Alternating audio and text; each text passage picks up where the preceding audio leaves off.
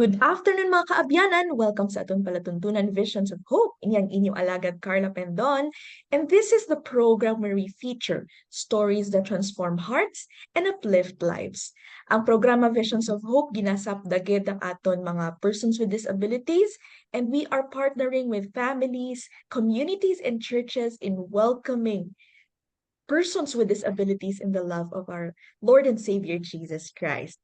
This afternoon, we are so blessed to have with us our guest for this episode, and it's been a while no nga wala kita nakapalayag, but salamat sa Ginoo sang iya nga katutong sa tagsa-tagsa sa aton, and we are here to share no sang mga stories of how the Lord is moving in different families and homes, special families and special home. Our guest for this afternoon is a special mom.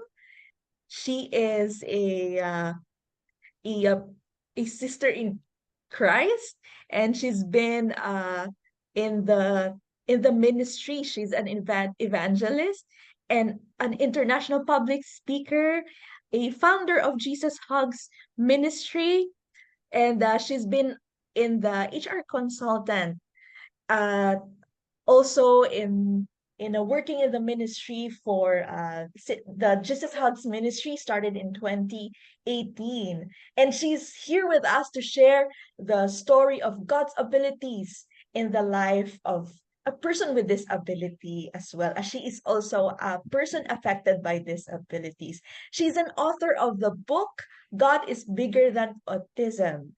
Please welcome our guest for this afternoon sa Visions of Hope, Ma'am Daisy, Mommy Daisy Calianta. Good afternoon, Mommy Daisy. Welcome to Visions of Hope. Hello, blessed afternoon, everybody. I'm so happy to be able to be here, Carla, and to be able to guest in Visions of Hope. So magandang hapon po sa inyong lahat. Ayun, excited ako to share at ma-share din sa ating mga listeners kung paano nag-work si Lord sa inyong buhay. You are based in where are you in Luzon area? I'm actually based here in Imus, Cavite. So sa South, Calabarzon. Yan. Calabarzon. Ayun. Ayun, nasasanay na yung mga listeners ko, Mami Daisy, na Ilonggong-Ilonggo sa simula and then biglang magtatagalog kami. Ayun. Sige. So, to start with, Mami Daisy, how did your journey began as a person affected by disability? Um, Actually, siguro kahit sino naman, walang nagpe-prepare ng journey sa'yo, di ba? I don't think Mhm. any family can ever be prepared for any disability. Wala namang naggusto niyan, no? Mm. But my family, there is none. Both sides, mommy, daddy side, wala namang kaming disabilities, physical Mm. disability that so none of us have any idea how to handle it before. But I have Mm. two sons. I have an eldest son who's now 24, and my youngest, Josiah, Mm. is now 13. Mm. Now, si Josiah, yung youngest, he was born such a healthy baby, no? But I think around 1.5, almost 2, or parang, yeah, around 2 years old, medyo nagbago siya eh. So he started not responding to us when we call him. Hindi na siya tumitingin sa mata. Tapos parang, Mm. para bang nagkaroon siya ng sariling mundo. And Mm. parang, I'm a graduate of law and a graduate of psychology, no? So parang a part of me, alam ko, parang there was something wrong, there was something that changed. Pero hindi ko naman ma-pinpoint. So, ang Mm. panganay ko lalaki, ang pangalawa lalaki, sabi ng mami ko, normally daw ang lalaki matagal magsalita kasi hindi pa siya masyadong Mm. nagsasalita. Actually, hindi nagsasalita. Mm. Pero before, nagmamami, nagwa one word, two words, like any other 2-year-old guy ngayon eh. Tumigil lang. Somehow, Mm. he just stopped talking, and then, yun nga, parang may mga napapansin akong hindi tama. But I continue to ignore kasi sabi naman nung pedia ko, he's a healthy boy. Nag-screen Mm. test nung pinanganak siya, so parang wala lang, right? Mm. Pero Mm. back around 2.5, may nakausap akong friend. So I was I was having lunch at the office. And then I Mm. saw a friend of mine, no? So actually tao ko siya. Sabi ko, oh, bakit parang malungkot ka? Sabi ko, anong problema? And then that's when he started sharing to me na yung kaisa-isang anak niyang babae was Mm. diagnosed with autism. And then he started sharing to me some of the symptoms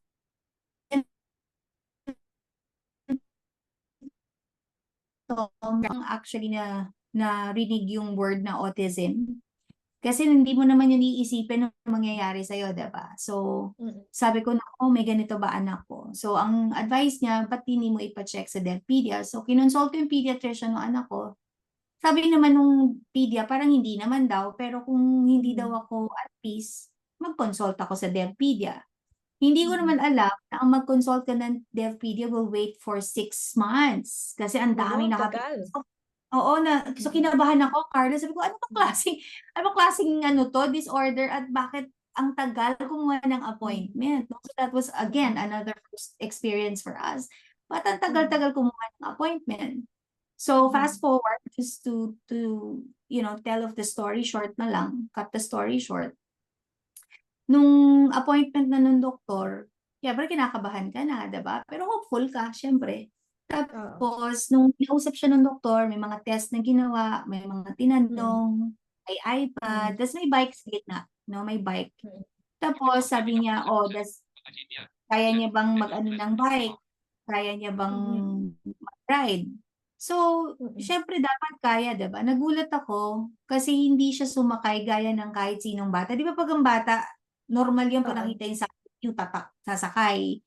No, Oo. si Josiah hindi siya sumakay, hinawakan niya yung wheels tapos inikot niya yung Mhm. wheels pero sumasakay. Oh. So parang the whole process was just around 30 minutes. Tapos maya-maya Mm. pinaupo na kami ng doktor. Tapos sinabi niya, "Your son has PDD, ADHD with speech delay." Mm. Tapos autistic daw. ADHD, EADD, and PDD with speech delay. So nung time na yon, parang sabi ko, ano ba klaseng disorder yan na lahat ng D sa alphabet nandiyan na? Ano ba, D, D, D, D na yan? Hindi ko maintindihan. Kasi syempre, di ba? Ano ba naman malay ko Oo, sa oo. D, ADD, ASD, PDD with speech Mm. delay? Sabi ko na lang D. In short, doc, talk to Mm. me. Great. What do you Mm. mean? Parang nagulat naman ako when she finally said straight. Kasi sabi niya, your son is 0 to very minimal functional autistic. Mm. Mm. Siyempre, para akong nagulat. Sabi ko, ano? 30 minutes mo lang nakausap? Sabi ko, Asian Mm. Hospital, this is one of the top 3 hospitals in the whole Mhm. Philippines. Mm. Sabi ko, to tell me na meron siyang ganyan. Diba? I mean, you just saw him 30 minutes, wala bang Mm. test? Wala bang lab test? Wala bang kung ano-ano? Mm. So syempre, di ba, naghahalo yung emotion mo, naiinis ka sa doktor, nagagalit ka, Mm. tapos Mm. confused ka, kasama-samot sari nung panahon na yun yung nararamdaman ko. Tapos sabi ko, sige, so anong next? Kasi syempre, di ba, Mm. kahit sino kulang pag sabing may disorder, anong gamot? Di ba? Yung second na sinabi niya, naloka ako. Sabi niya, walang gamot Mm. ang autism. Sabi niya, there's no Mm. cure. Autism has no cure. It's a disorder and the most that we can do is a therapy and an intervention. Sabi ko, ano? Mhm. Anong klaseng therapy? Kasi syempre, ang idea mo ng therapy, physical therapy, home Oo. rehabilitation therapy, occupational Mm. therapy. Pero what do you mean by therapy? Sabi niya, you hit it straight in the nail. Occupational therapy, Mm. pero to make him listening. Sabi niya, magkaroon ng focus kasi Mm. may ADHD. Ano ADHD? Sabi niya, hyperactive. Attention deficiency, tapos meron siyang hyperactivity. Sabi ko, so hyperactive, tapos hindi makafocus, so kailangan mo na mag-therapy. So ang dami kong tanong. Sabi ko, okay, sige, Mm. fine. Hindi kita naintindihan, pero sige, anong susunod? Mag-schedule sa therapist. So in the same hospital, Asian Hospital, we actually Mm. get a schedule. So, paba Mm. kami.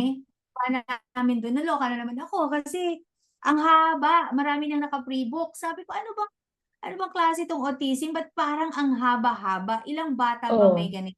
So, that was all first for me. So ang hirap, it was too overwhelming at that particular day kasi ang Ah, daming nangyari. Mas ang daming information na bago. mm, So, yun yung first time kong na-realize na merong disorder si Saya. So mm. pag-uwi Were ko, you mhm. were you questioning bakit nagkaroon ng ganong situation na from very functional and then all of a sudden nawala? Hindi mo siya kasi matatanong agad eh. Kasi first off, you have no idea what autism is. Back when I was taking BS Psychology, wala pa naman yan nung panahon ko. Nung I'm already Ah, 47. By that time, yeah. when I was taking it in college, it was not even a disorder back then. Kung meron, Mhm. meron yung mga ano, ang tawag dito, Asperger. Pero parang hindi pa Mm. naman inaaral Ganun kasi ka. hindi Mm. prevalent noon, 'di ba? So, Oo. what I did as soon as I came home was syempre, 'di ba, bago ka humusga ng kahit ano, you have to know what you're battling with. So I started researching what autism is, Mhm. nag-Google ako, and then doon ko siya nalaman. So syempre, tiningnan ko rin what's the cause. 'Di ba Mm. gano'n naman eh, 'pag may disorder, you have to look at symptoms, you have to look at the cause.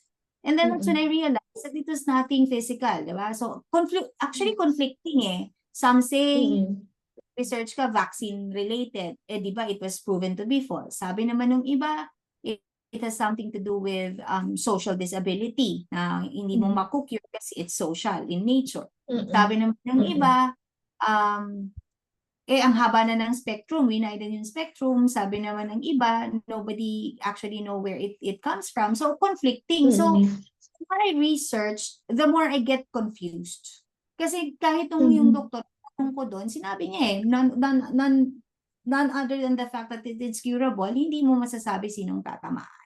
So, di ba, Mm. all your emotions, ang hirap kasi kung sakit siya, madaling gamutin kung alam mo yung root cause. Pero kung hindi mo alam yung root Mm. cause, hindi mo alam yung gamot, the next thing that you'll feel other than confusion is hopelessness, 'di ba? And then you'll start getting angry. Oo, Sabi, oo.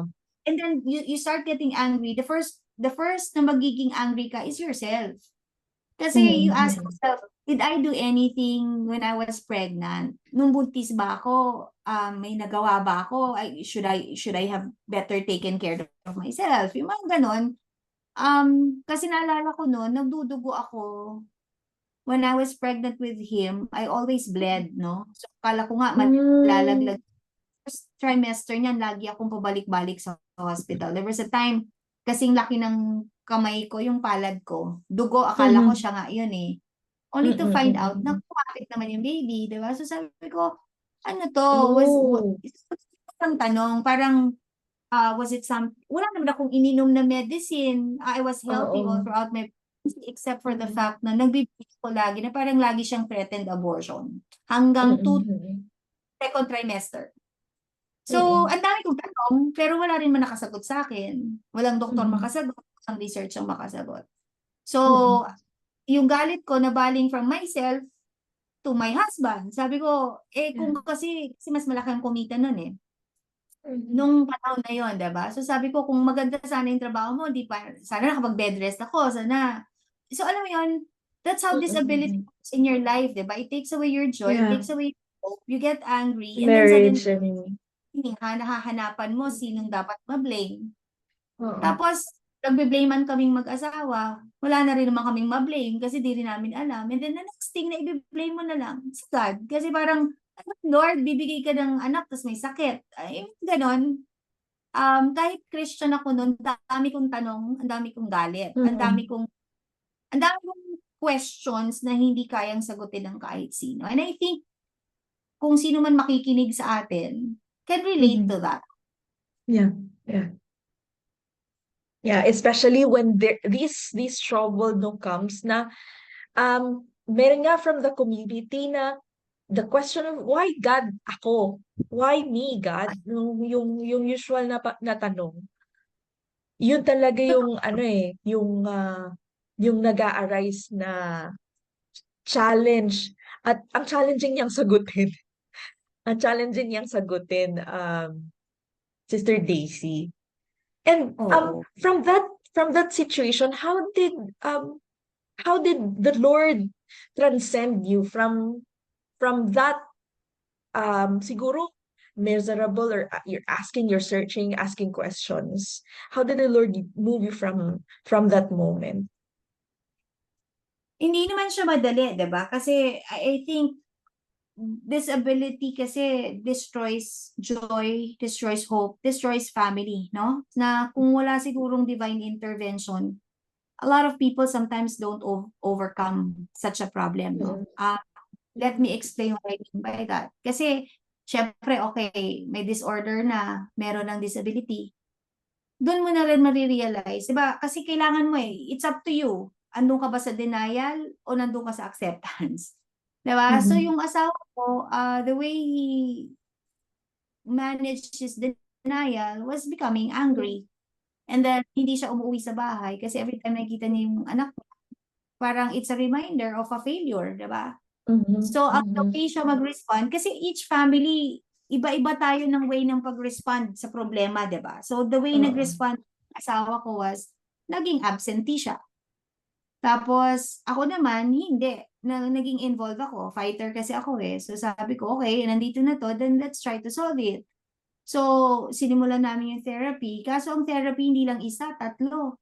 So, the mm, next 2 3 years after that diagnosis was nothing but, if you call it life, no, was a life mm, of battery of therapy. May speech mm, therapy, may occupational therapy, yeah, tapos may pang may behavioral. physical So, behavior pa. Mm, from Monday to Saturday, wala ka ng buhay kundi therapy upon therapy upon therapy. oo, Na yung panganay ko was forced to grow up. Back then, he was only 9 ba or 10. Kailangan mm, niyang matuto kasi lahat ng atensyon ko nasa bata. Tapos kahit mm, Kristiyano ka, 'di ba? Siyempre nung time na yun nagalit ka sa Diyos, nagalit ka sa lahat, 'di ba? Parang mm, okay, pati yung asawa ko gano'n. Um, mm, nag-drift apart kami hanggang sa hindi na siya bihirang umuwi, kung umuwi naman negligent. Tapos yun, na-inlove siya sa ibang babae. Pero wala rin mm, akong na kasi sa akin, intindihin ko pa ba na habulin ko yung asawa ko? Intindihin ko pa ba mm, na pakipag-away pa ako sa babae niya? mm, Punong-puno na yung kamay ko eh.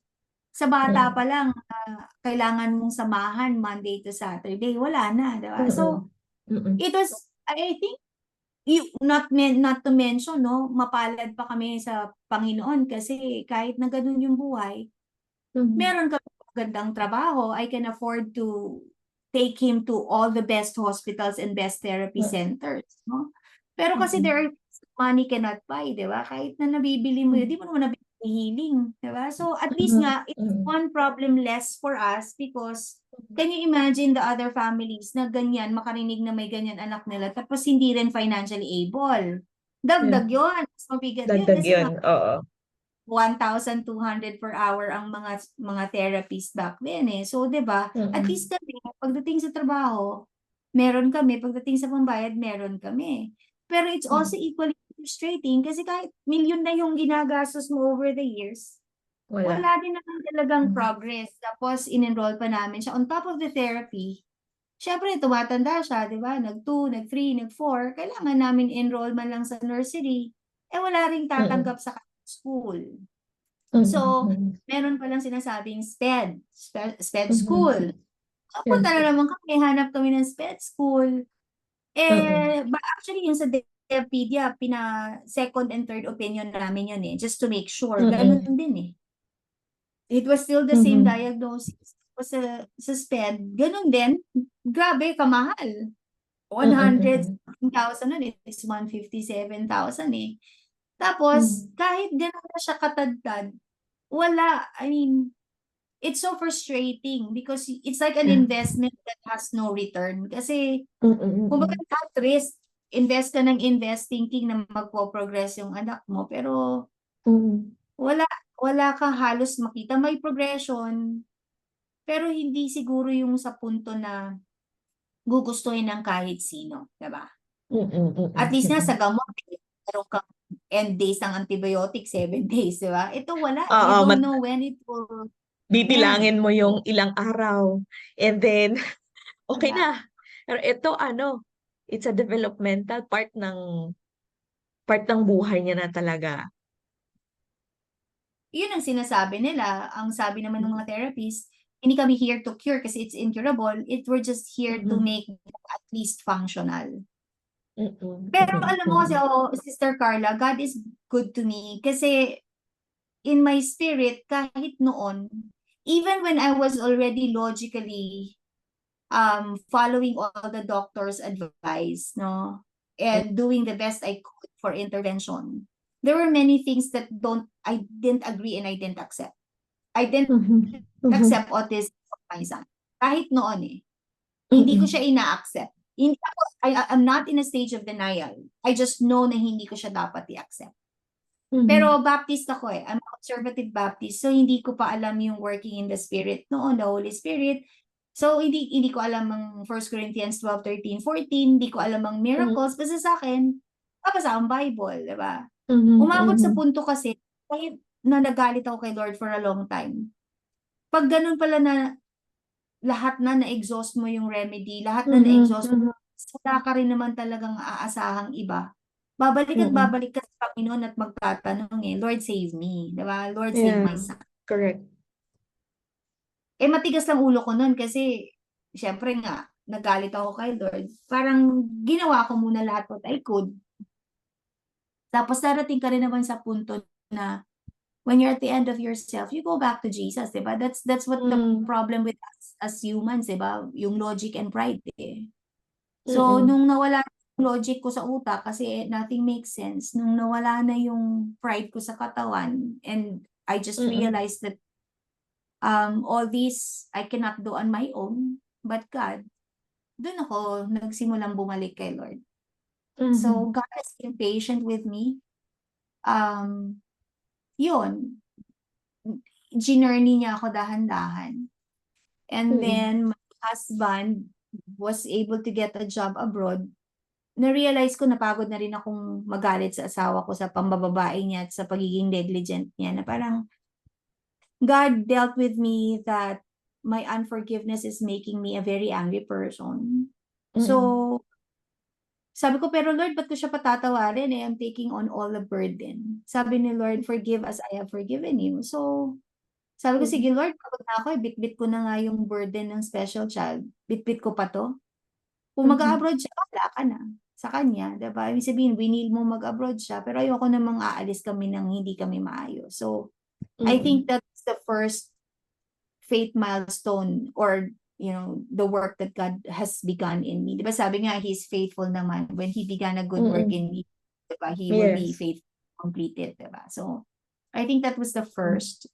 I learned to forgive myself, learned to forgive my husband, mm, and then, dun naman ang naging journey habang malayo siya. Kasi, Carla, marami kaming dinaan ng mag-asawa since may babae na mm, siyang nananakit na siya, yung mga ganon, mhm, maghiwalay, mhm, kabalikan. Parang, in fact, umabot na sa punto na we were so ready to separate mm, Lalo nung last na yon yung nanakit na siya, diba? Tapos may babae pa. Pero when he mm, asked for ayoko na siyang patawarin. Parang kasi umabot yung puntong we were okay, the three of us. I mean, my children mm, and I, okay nang wala siya sa buhay namin.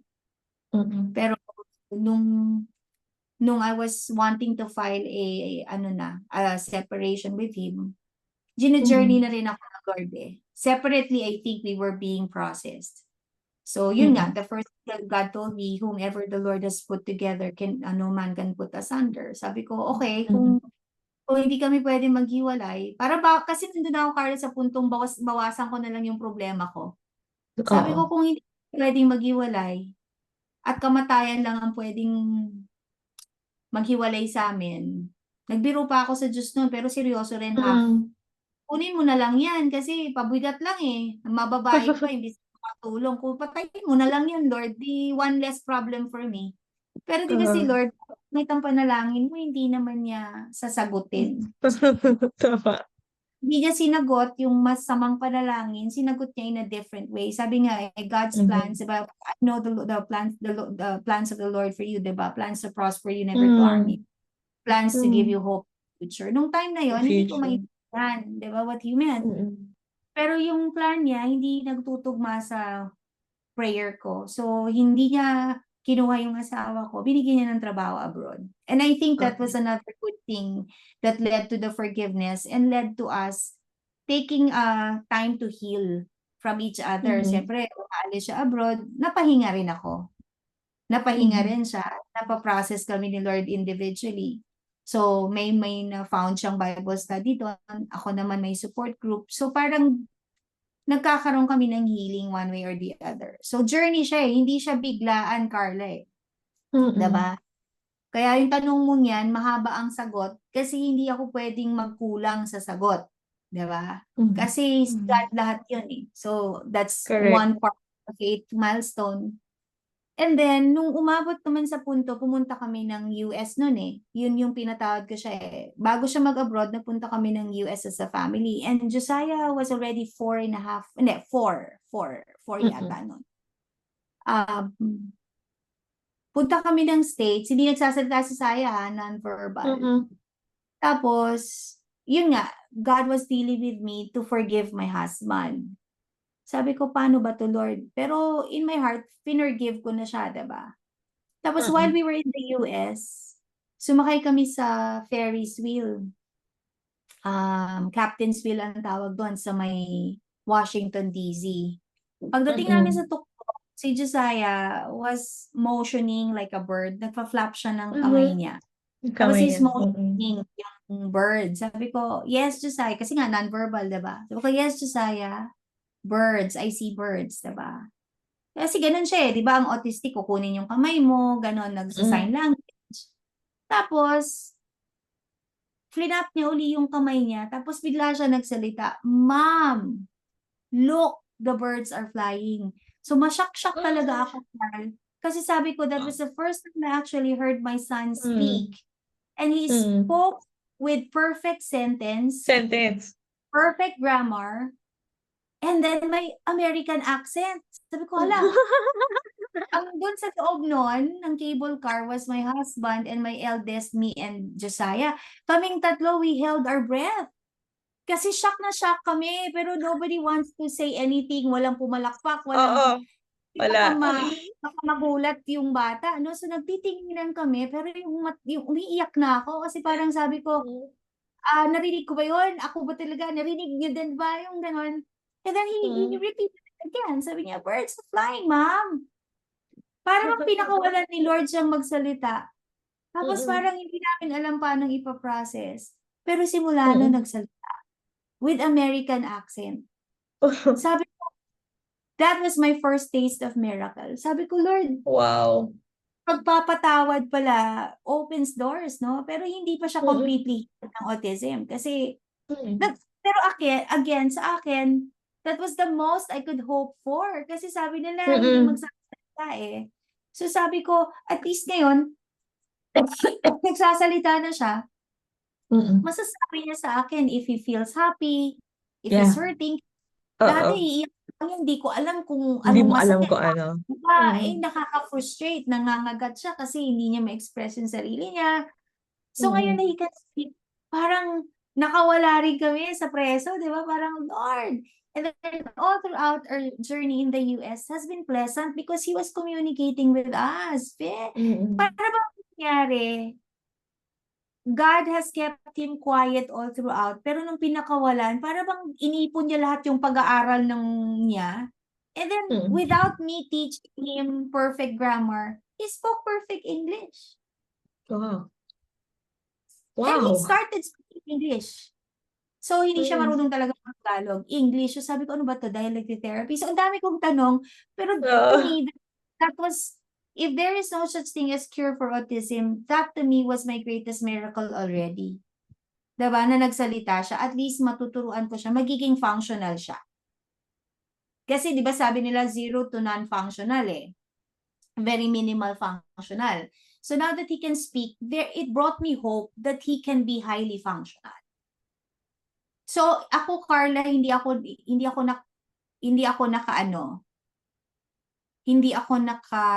I didn't know. I didn't know if there was a miracle, but that was it. That was it first. Marami pang kwento. Yeah. And I believe na hahabaan talaga ni Lord yung episodes natin dahil sa kwentong ganyan, no? Sabi ko nga, it's an overflow of God's working power. Hindi lang, parang from hearing your story, doon na napapatunayan that Jesus is the same yesterday, today, and forever. Kasi Mm. we rarely hear that a person could tell a miracle up from their experience, no? But from your sharing, sis Daisy, it's a proof and testimony na kayang gawin ni Lord kung ano yung kinaya niyang gawin noon, the same God that He will do it to you today. So, Amen. yeah, it's an amen talaga. Sige, Sis Daisy, we will continue on with our next I will just create a new link and edit this recording anyway by editing pa. So, no problem. Do you have a link for or do you have a Zoom Pro na Meron na hindi napuputol. Sige, Sige. bigyan kita. I'll Sendan kita. co-host mo lang po ako.